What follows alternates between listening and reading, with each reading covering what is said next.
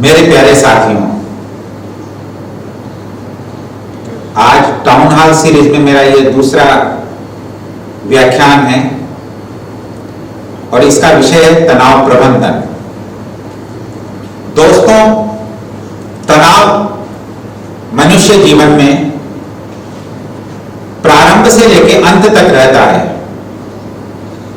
आप जानते हैं बहुत अच्छी तरह से कि जो ही बच्चे का जन्म होता है वो जोर जोर से रोना शुरू कर देता है। क्यों रोता है वो?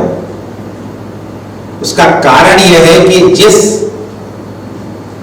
मां के गर्भ में रहता है वह वहां उस वातावरण का, उस कोजी एनवायरनमेंट का वह अभ्यस्त हो चुका होता है और जब वह जो ही मां के गर्भ से बाहर आता है, अचानक से दूसरी दुनिया में आता है और उसे असहज लगता है और उसी असहजता की वजह से वह जोर जोर से रोना शुरू कर देता है। इसी तरह से हमारे जीवन में है। हमारे जीवन में जो भी अनिश्चित, अनपेक्षित, दुखी कर देने वाली, क्रोधित कर देने वाली घटनाएं या किसी दूसरे व्यक्ति का व्यवहार हमारे प्रति होता है, वही हमारे जीवन में, हमारे मन मस्तिष्क में तनाव का कारण बनता है। तनाव दो तरह के होते हैं। एक चीज मैं आपको बहुत स्पष्ट कर दूं, हम हमारे जीवन से तनाव को बिल्कुल हटा नहीं सकते। इस तनाव का हमें प्रबंधन करना होता है। हमें स्ट्रेस को मैनेज करना पड़ता है। वह किस तरह से मैनेज करेंगे वो भी मैं बताऊंगा आपको। उससे पहले हम बताएं कि तनाव हमारे जीवन में दो तरह के होते हैं। एक तो नकारात्मक तनाव और एक सकारात्मक तनाव। अभी तक आप देखते, सुनते, पढ़ते आए होंगे कि तनाव तो एक ही तरह का होता है जो मनोमस्तिष्क को बुरी तरह से प्रभावित कर देता है। आप अपनी जगह सही है, लेकिन एक पक्षीय रूप में। दोस्तों, जब कहीं कोई बात हमें क्रोधित करती है या परेशान करती है तो अचानक से हमारा ब्लड प्रेशर बढ़ने लगता है, हमारा चेहरा लाल हो जाता है, आंखों में लालिमा दिखाई देती है और दूसरा व्यक्ति बहुत सहजता से हमारे चेहरे को पढ़ सकता है कि हम तनावग्रसित हैं।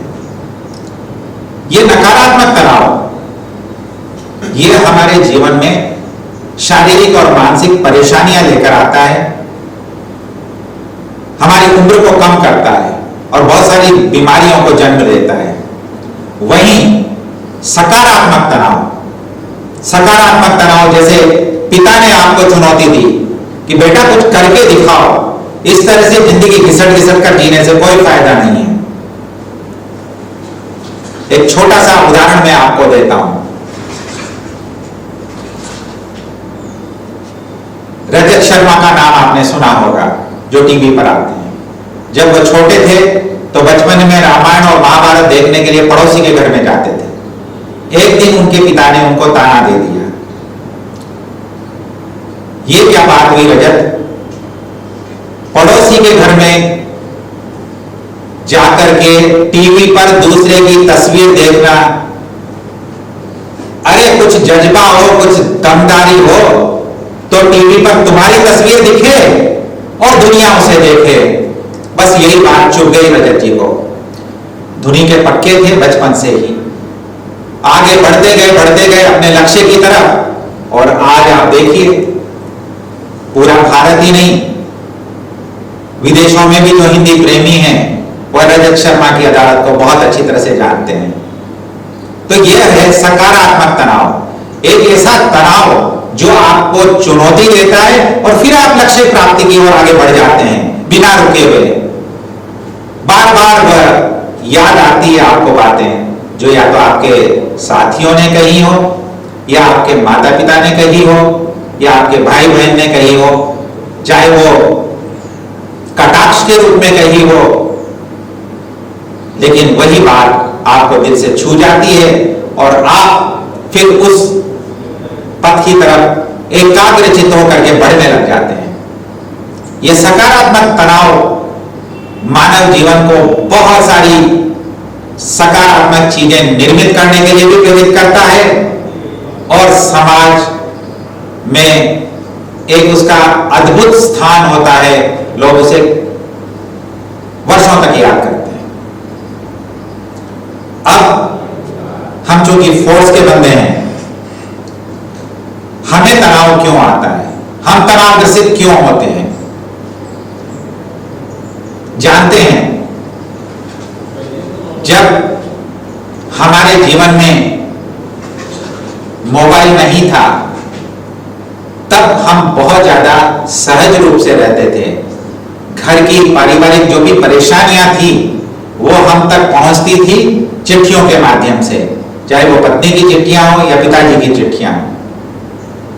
और चिट्ठियों को पढ़ने के बाद में हम जो भी समस्याएं घर में होती थी, या तो हमें अपनी तनख्वाह का एक भाग वहां पर भेजना है, पिताजी बीमार पड़ गए उनके इलाज के लिए या कोई अन्य कार्य के लिए, तो वो कार्य हम मनी ऑर्डर के माध्यम से कर देते थे या बैंक के माध्यम से भेज देते थे।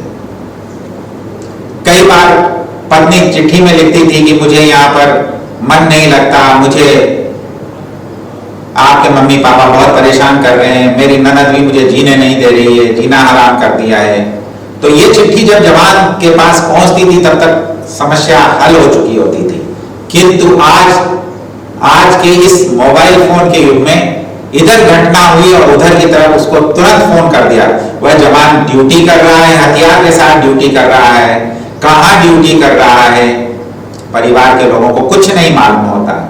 उन्हें सिर्फ अपनी व्यथा उस परिवार के सदस्य को बता के अपने कर्तव्य की तीसरी कर देनी होती है कि देख तेरी बहू ने आज मुझे गालियां दी, देख वो बिल्कुल एडजस्ट नहीं हो पा रही है यहाँ इस माहौल में, ऐसा कर तू इसको ले जा अपने साथ में।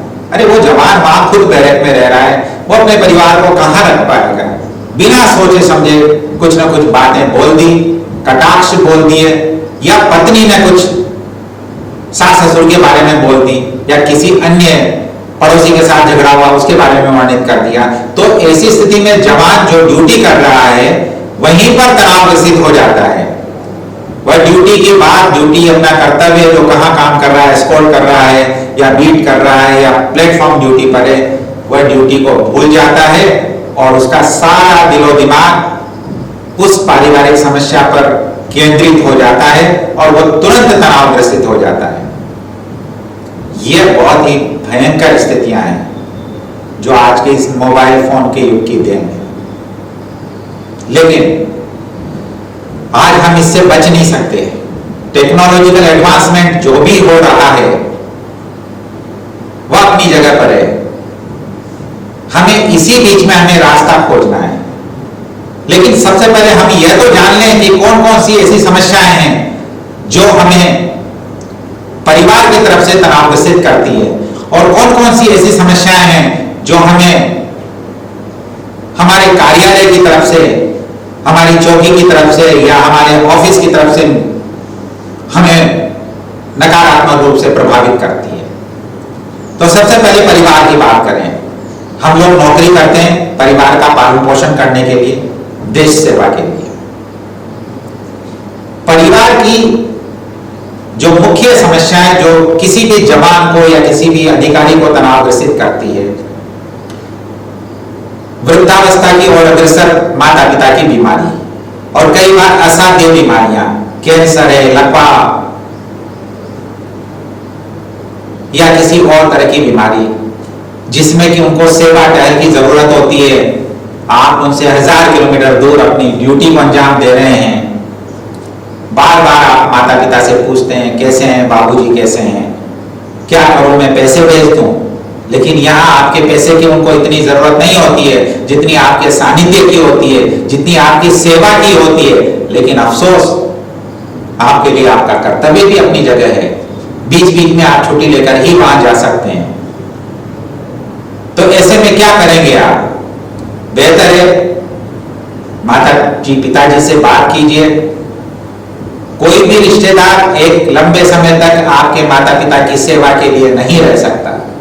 आपको कोई ना कोई आया रखनी ही पड़ेगी, कोई ना कोई नर्स रखनी ही पड़ेगी और उसके लिए पैसे खर्च भी करने पड़ेंगे, वरना आप लगातार तनावग्रसित रहेंगे। ये काम आपको करना पड़ेगा। ये बीमार और बीमारी, ये दोनों चीजें हमारे जवानों और अधिकारियों को अक्सर तनावग्रसित कर देती हैं। उनका मन करता है कि तुरंत पलक झपकते ही वो अपने माता पिता के पास पहुंच जाए, पिताजी बिस्तर से उठ नहीं पा रहे हैं, उनके पैर दबाएं, उनको पकड़ करके टॉयलेट तक पहुंचाएं, लेकिन नहीं कर पाते हैं। महीने 2 महीने में एक बार जाते हैं, 2-4 दिन के लिए जाते हैं, वहीं सेवा करके और फिर वापस दौड़ना पड़ता है। दूसरी समस्या होती है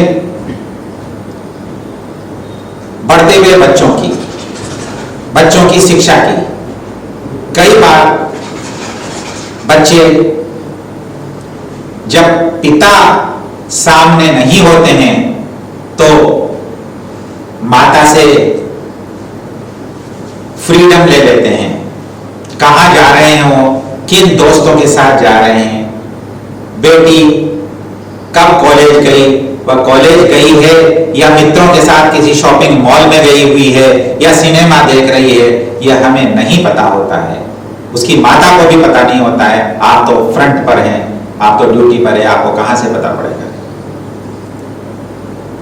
यहां पर बात आती है अपने पारिवारिक संस्कारों की।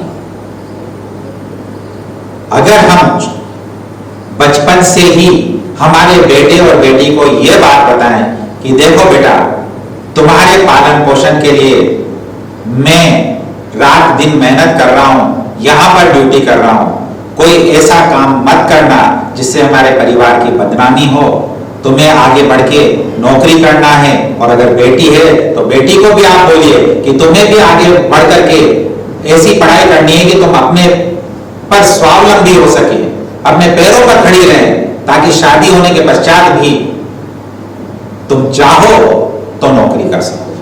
इतना योग्य तुम अपने आप को बनाओ और उसके लिए मैं पैसा खर्च करने के लिए तैयार, तुम्हें गाइड करने के लिए तैयार। अगर मुझे नहीं समझ है तो मैं दूसरों से तुम्हें गाइड करवाऊंगा। मेरा पूरा समर्थन तुम्हारे साथ है। कई बार बच्चे अपने साथ हुई घटना दुर्घटना की बात माँ बाप से छिपा जाते हैं और ब्लैकमेलिंग के शिकार होते रहते हैं। बहुत लंबा अरसा गुजरने के बाद में माता पिता को पता पड़ता है कि मेरा बच्चा एक फलाने व्यक्ति के द्वारा हरास किया जा रहा है। बच्चों को बताइए, बेटा तुम्हारे से कोई भी गलती कभी भी हो, जाने या अनजाने में, तुम हमें बताओ, हम वादा करते हैं हम आपको डांटेंगे नहीं, उस गलती का कोई न कोई हल निकालेंगे। हम तुम्हारे साथ हैं हर पल। अगर आपने यह मजबूती अपने बच्चों को दी तो अव्वल तो वो गलत काम करेंगे ही नहीं, और गलती से कहीं पर कोई बात हो भी जाती है तो वो तुरंत बताएंगे और तुरंत ही आप आवश्यक कार्रवाई करके ऐसे अपराधी को जेल करवा सकते हैं। यहां पर आपको हर पल बताना पड़ेगा कि मैं आपके साथ हूं, तुम्हारी मां तुम्हारे साथ में, बेटा कोई भी बात हो हमसे मत छुपाओ।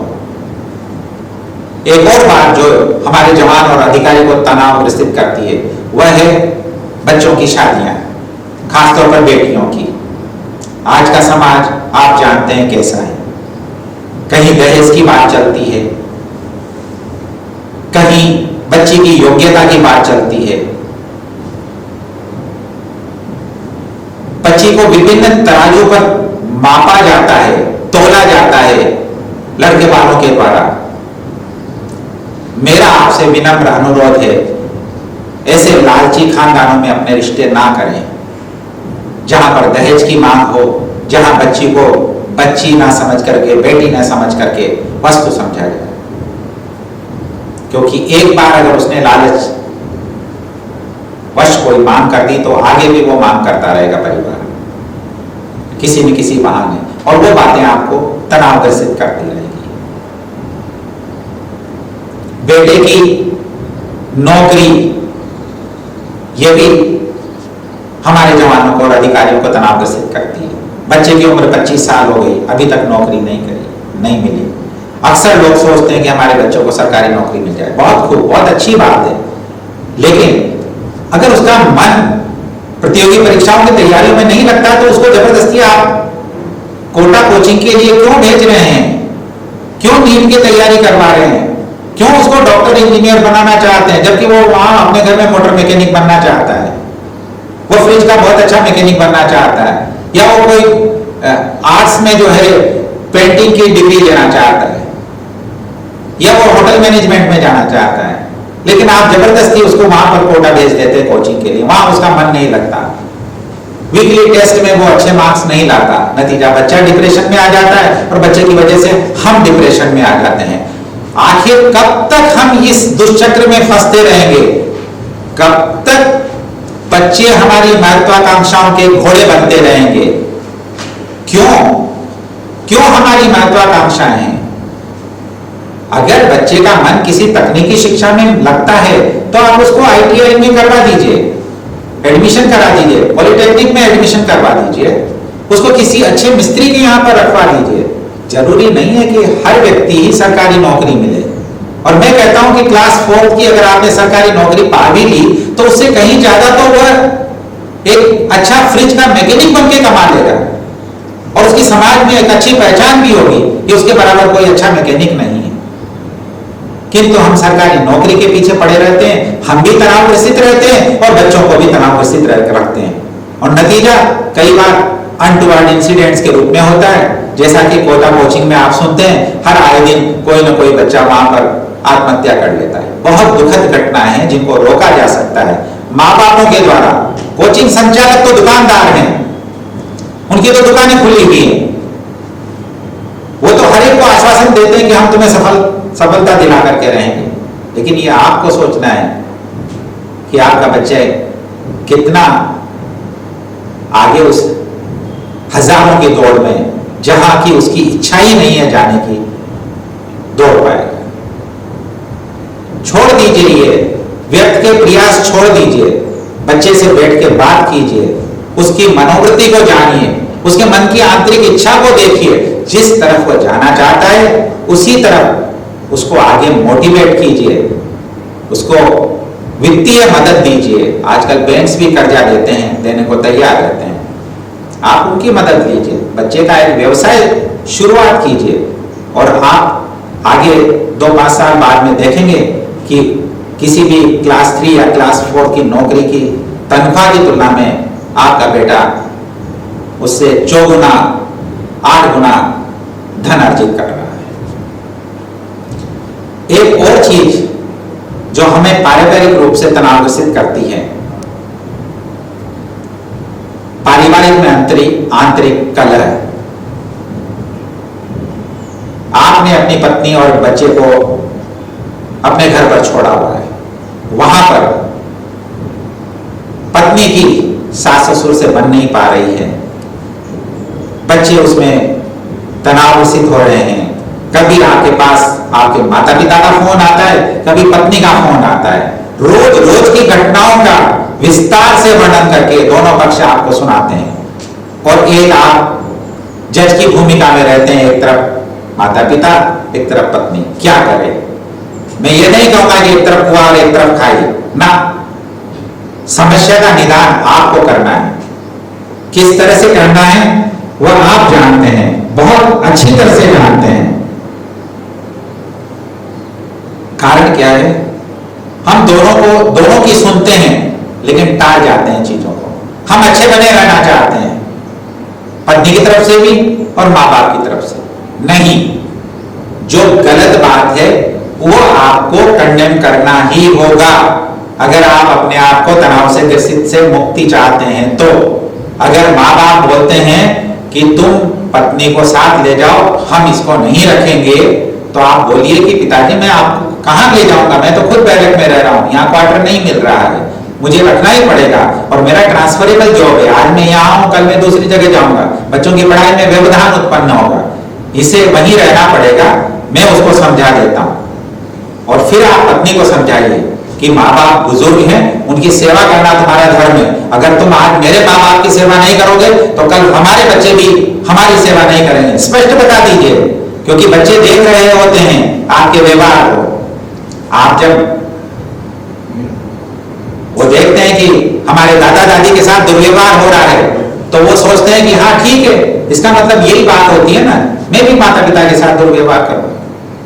वक्त आने पर उनकी सेवा करने की तो बात बहुत दूर रही।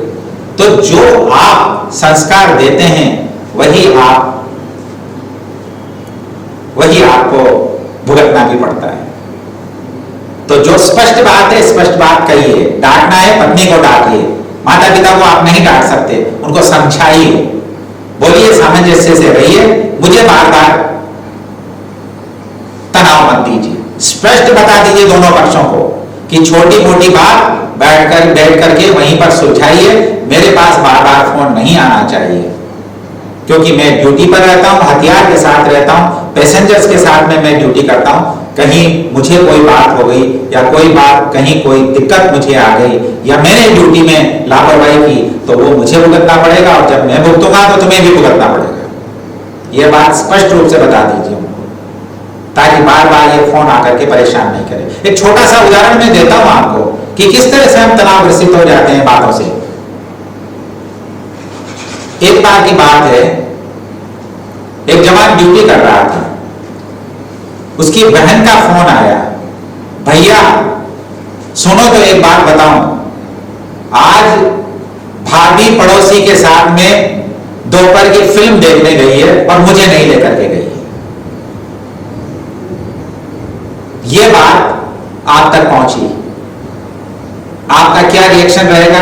आप पूछेंगे कौन पड़ोसी है, उसके साथ अकेली गई है या परिवार के साथ गई है? अब जब शिकायत करता बहन है तो पूरी बात आपको नहीं बताएगी, नतीजा आप तनावग्रसित हो गए। अब आपको वस्तु स्थिति नहीं मालूम है कि आपकी पत्नी और पड़ोसी की पत्नी दोनों सहेलियां हैं और वो दोनों साथ साथ में फिल्म देखने के लिए गई हैं।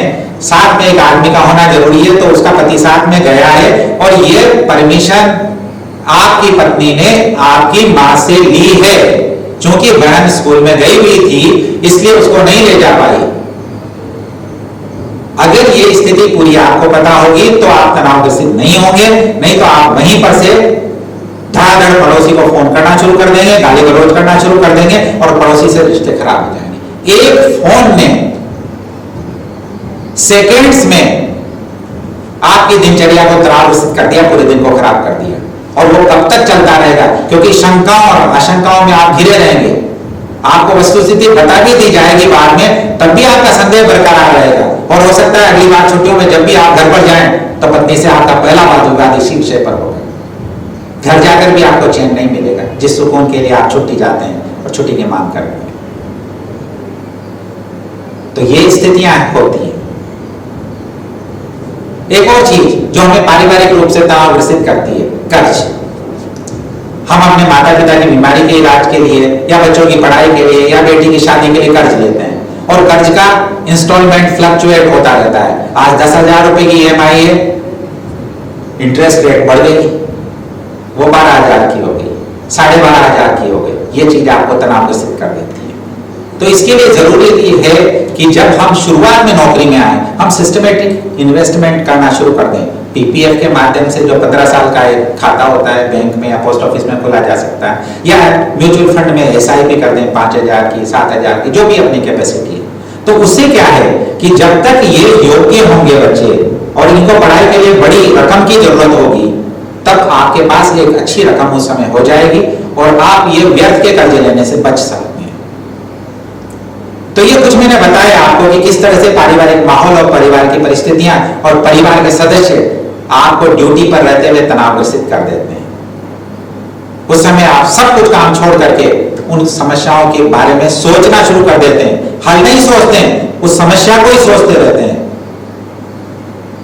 ऐसे में मेरा आपसे एक और अनुरोध है कि जब कभी समस्या से आप तनावग्रसित हों, आपके कोई बहुत नजदीकी मित्र से यह बात साझा करें। ऐसा मित्र जो आपकी बात की हंसी नहीं उड़ाए, किसी दूसरे को नहीं बताए और आपको सही सलाह दे निष्पक्ष रूप से। ऐसे मित्र कम होते हैं, लेकिन ऐसे मित्र रखने पड़ेंगे आपको। इसीलिए फौज में बड़ी सिस्टम होता है, पेड़ होता है, कोई ना कोई एक ना एक साझेदार होता है जिसके साथ आप रात दिन रहते हैं, काम करते हैं। यही सिस्टम हमें यहां पर भी अपनाना पड़ेगा, और नहीं तो अपना हमारे पोस्ट पर या आउटपोस्ट पर जो हमारे इंचार्ज हैं, इंस्पेक्टर या सब इंस्पेक्टर, उनको हमें प्रशिक्षित करना पड़ेगा कि वे धैर्य पूर्वक हमारे जवानों की समस्याओं को, चाहे वो सरकारी हो, कार्य से संबंधित हो या परिवार से संबंधित हो, उसको सुने और उसका निदान उसे बताएं। क्योंकि जब आदमी क्रोधित होता है, तनावग्रसित होता है, तो उसे अपनी समस्या का हल नहीं सोचता है और वो छोटी सी समस्या को भी बहुत विराट रूप में सोचता है, जबकि दूसरे के दृष्टिकोण से देखा जाए तो कोई बड़ी समस्या होती ही नहीं। लेकिन हमारा मानव मन उस समस्या को बहुत बड़े आकार में सोचने लगता है और सोच सोच कर तनावग्रसित हो जाता है, कुछ कर नहीं पाता है। और ये कर नहीं पाने की स्थिति उसके तनाव को और ज्यादा बढ़ाती है, जो बीपी में यानी हाइपर टेंशन में तब्दील होता है। और बाद में उसे ये अगर नियमित रूप से तनावग्रसित हो गया तो बीपी को कंट्रोल करने के लिए आपको गोलियां लेनी ही पड़ेगी। क्योंकि आज की इस व्यस्ततम दिनचर्या में हमारे पास बहुत कम समय होता है जब हम योगासन करें, शांत चित्त होकर के, एकाग्रचित्त होकर के 2 मिनट के लिए भी प्रभु का स्मरण करें या अपने इष्ट का स्मरण करें। हम लोग सुबह उठते हैं, तैयार होते हैं, ड्यूटी के लिए दौड़ पड़ते हैं, शाम को आते हैं थके हारे, खाना खाते हैं, थोड़ी बहुत टहल करके सो जाते हैं। हमें दिनचर्या कहीं ना कहीं बदलनी भी पड़ेगी, अपनी मानसिक और साथ में अपने मनोमस्तिष्क को प्रशिक्षित करना पड़ेगा क्रोध पर नियंत्रण पाने के लिए, जो एक बहुत बड़ी बात है, बहुत बड़ी बात है। परिवार की जो स्थितियां तनावग्रसित करती है उसकी हमने चर्चा की। इसके बाद हम चर्चा करते हैं कि ऐसी कौन सी बातें हैं, ऐसे कौन से कार्य हैं, ऐसे कौन से एक्शंस हैं जो कि हमारे ड्यूटी पर तैनात जवान को या अधिकारी को तनावग्रसित कर देते हैं। सबसे पहली बात, रात्रिकालीन ड्यूटी, लगातार रात्रिकालीन ड्यूटी लगना। देखिए, मनुष्य को प्रकृति ने दिन में कार्य करने और रात्रि में विश्राम करने के लिए बनाया है। सामान्यतः 80%, 90% लोग इसी दिनचर्या को फॉलो करते हैं। लेकिन जॉब की रिक्वायरमेंट के हिसाब से कॉल सेंटर्स, रेलवे और ऐसे प्रशिक्षण, ऐसे संस्थान जहां पर कि नाइट ड्यूटी करना होता है, वहां पर नाइट ड्यूटी भी दी जाती है, पुलिस, उससे हम बच नहीं सकते। वीक में 1 बार 2 बार नाइट ड्यूटी आ जाना, उसको आदमी एडजस्ट कर लेता है। किंतु लगातार आपको 7 दिन तक नाइट ड्यूटी आती रहे, तो ऐसी स्थिति में होता क्या है कि दिन में हमें रेस्ट करना होता है, लेकिन हम रेस्ट नहीं कर पाते हैं क्योंकि हमें नींद नहीं आती है उतनी। हम दिन में सोने के इतने आदी नहीं है, ज्यादा से ज्यादा खाना खाया, उसके बाद आधा घंटा 1 घंटा रेस्ट कर लिया। लेकिन अगर रात में हमें 8 घंटे जगना है तो हमें दिन में हमें 8 घंटे सोना ही पड़ेगा, वह हम नहीं सो पाते हैं। नतीजा यह होता है कि ड्यूटी के आवर्स में हम लोग ऊँघने लगते हैं, ड्यूटी में लापरवाही बरतते हैं और चाशुत खाते हैं, झिड़कियां खाते हैं, डांट और गालियां खाते हैं। लेकिन लगातार ड्यूटी में कहां उस जवान की गलती है? हमें किसी को भी लगातार नाइट ड्यूटी के लिए बाध्य नहीं करना है, न नाइट ड्यूटी लगानी। दूसरी बात, कई बार भेदभाव हो जाता है ड्यूटीज में जो एक जवान को तनावग्रसित कर देती है। जैसे आपने एक कांस्टेबल को एक अच्छी जगह पर ड्यूटी दे रहे हैं, ऑफिस में ही ड्यूटी दे रहे हैं, और एक जवान को बीट में लगा रहे हैं, यार्ड में। उसको डे ड्यूटी, नाइट ड्यूटी जब भी लगती है उसकी बीट में ही लगती है, और ये जवान हमेशा ऑफिस में कार्य करता है। यह महिला कांस्टेबल हमेशा सीसीटीवी पर ही बैठी नजर आती है, वह कभी फील्ड में बीट में नहीं जाती है, यार्ड में नहीं जाती है। ये चीजें जो भेदभाव की होती है ड्यूटी में, भेदभाव, ये भी हमारे जवान को तनाव ग्रसित करती है। आप कभी पूछिए ना उससे मन की बात कि तुम्हें क्या क्या चीज तनाव ग्रसित करती है, आप खुल करके पूछिए, बिना उसके कि अगर तू बताएगा तो तुझे टारगेट किया जाएगा। हम साहबी में ना बोले उससे कि तेरी ये हिम्मत कैसे हुई जो तुमने ये आलोचना की, ये तो प्रशासन का परव्यू है, उसका विशेषाधिकार है कि किसको कहां कैसे ड्यूटी करे। नहीं, आप भी मानव है, वो भी मानव है। अगर आपको अपनी फोर्स को तनाव ग्रसित होने से बचाना है तो आपको जानना पड़ेगा कि कौन सी चीजें उसे तनाव ग्रसित कर रही हैं, तभी तो आप उसका हल दे पाएंगे। वरना कोई घटना हो जाने के बाद में उस घटना का पोस्टमार्टम करके आप प्रिवेंटिव और आप करेक्टिव एक्शंस लेते रहिए। जिसकी जान चली गई है, जो अपाहिज हो गया है या कोई और दुर्घटना हो गई है, उस परिवार ने तो अपना बेटा या भाई हमेशा हमेशा के लिए खो दिया। एक रेलवे में नाइट ड्यूटी करने वाले किसी ऑपरेशनल ब्रांच के किसी कर्मचारी से छोटी सी गलती होने पर रेल दुर्घटनाएं हो जाती हैं और सैकड़ों लोगों की जान चली जाती है।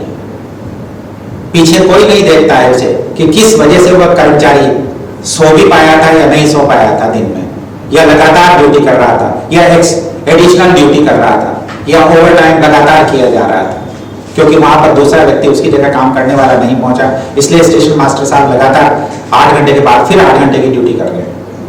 मानव शरीर है, उसे भी आराम की जरूरत पड़ती है। जिस तरह से हमें जरूरत है कि हम 8 घंटे काम करने, 10 घंटे ऑफिस में काम करने के बाद रात में जाके रेस्ट करते हैं, उसी तरह से हमारा जवान भी उसी हार्ड मास का बना हुआ है। यह महज इत्तेफाक है कि आपने मेहनत की, आप ऊंचे पद पर पहुंच गए। उस जवान ने, उसको इतना गाइडेंस नहीं मिल पाया, उसने अपनी मेहनत की, मेहनत के मुताबिक उसने अपना मुकाम हासिल किया। लेकिन मानवीय व्यवहार यही कहता है कि आप एक मानव को सम्मानित कीजिए। दूसरी बात जो हमारे को ऑफिस में तनाव ग्रसित करती है, छुट्टी। हम छुट्टी मांगते हैं और हमारे अधिकारी बोलते हैं कि नहीं, अभी छुट्टी तुम्हारे को नहीं मिलेगी। क्या करोगे छुट्टी जाकर के? अभी उसको आने दो, उसके बाद छुट्टी देंगे। अरे आप उसकी छुट्टी तो सैंक्शन कर दीजिए। अगर उसने 10 दिन की मांगी है, 8 दिन की दे दीजिए, ताकि वो अपनी यात्रा को तो प्लान कर सके। आपने भी से उसको झड़क करके उसको तनाव ग्रसित कर दिया। मैं आपको एक सच्चा उदाहरण देता हूं कि एक केंद्रीय बल में एक जवान ने अपनी बहन की शादी के लिए 1 महीने की छुट्टी मांगी। उसके अधिकारी ने बोला कि 1 महीने क्या करेगा जाकर के वहां, 10 दिन में काम करके आया। उसने बोला मुझे, मेरे ऊपर ही सारी जिम्मेदारियां हैं, मुझे ही सारे काम करने हैं, शादी के आयोजन से लेकर विदा तक का सारा काम मुझे ही करना है। माताजी पिताजी वृद्ध हैं, वो नहीं कर पाएंगे, मैं अकेला हूं परिवार में, मेरी छोटी बहन।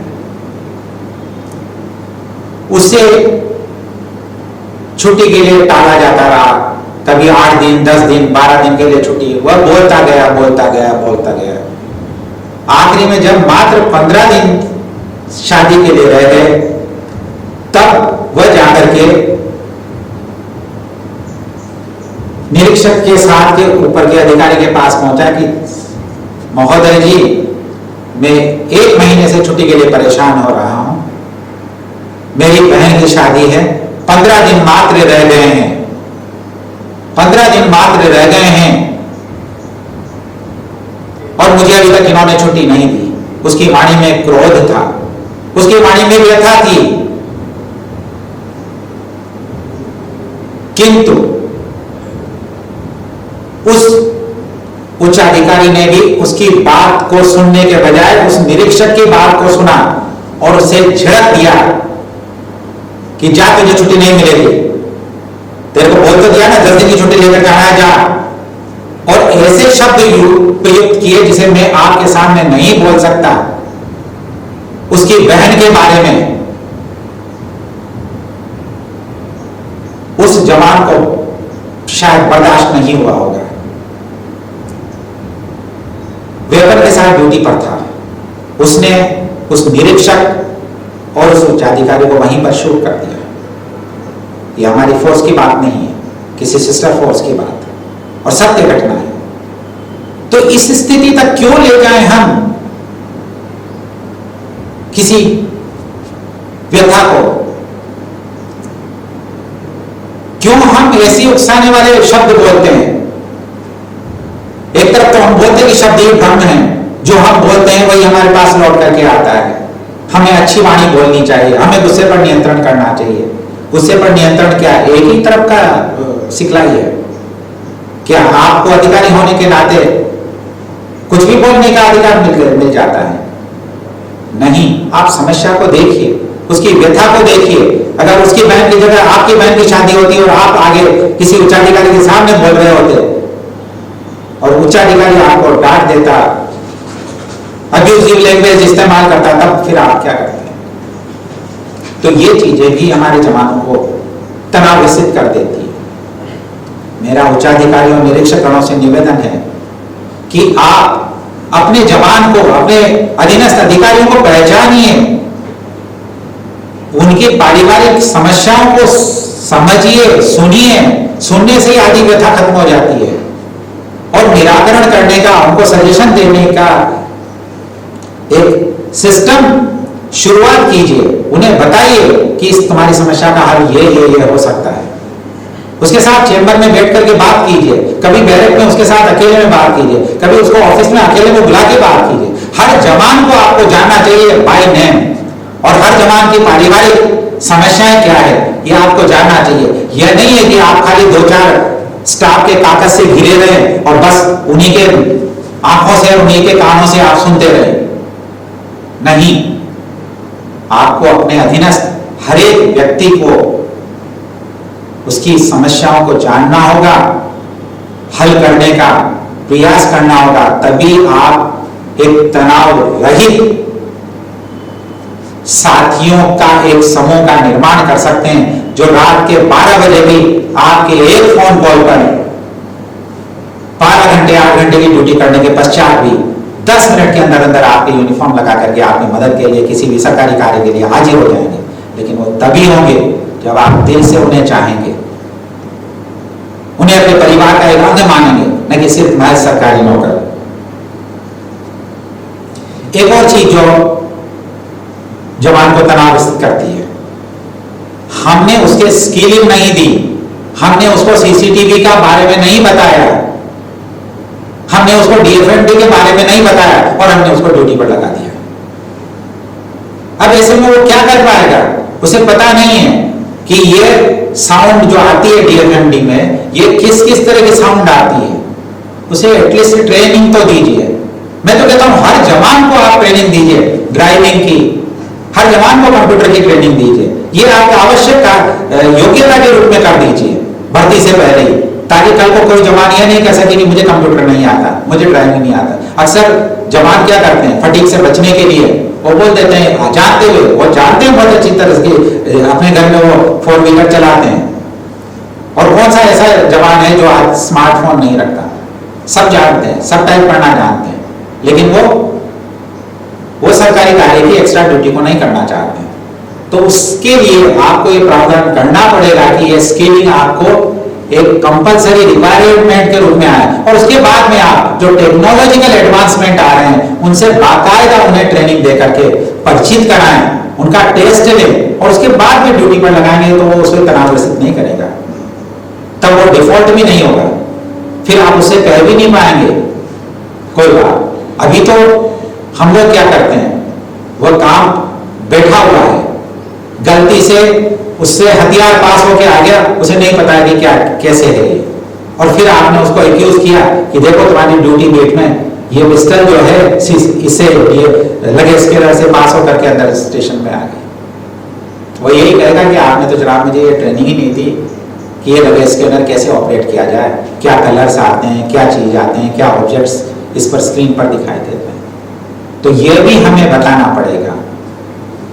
ये चीजें ऐसी चीजें हैं जो कहीं ना कहीं हमारे जवान को तनावग्रसित कर देती है।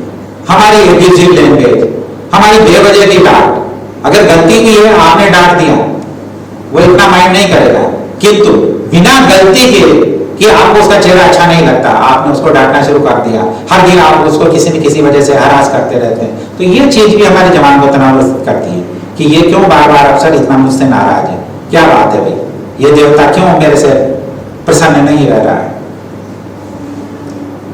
तो मेरा हमारे फोर्स के उच्चाधिकारियों से भी विनम्र अनुरोध है, और निरीक्षक जिनके रात दिन इंटरेक्शन में हमारे जवान आते हैं, उनकी व्यथाओं को समझें, उनकी पारिवारिक और कार्यालय संबंधी व्यथाओं को समझें और निष्पक्ष भाव से उन्हें सुझाव दें, उनकी समस्याओं का निराकरण करें, तब हमारा चेहरा खिला रहेगा, हम तनावग्रसित नहीं होंगे, और तनाव आते भी रहेंगे तो उनको प्रबंधित कैसे किया जाता है, उनको मैनेज करते हुए कैसे ड्यूटी की जाती है, ये हम सीख लेंगे।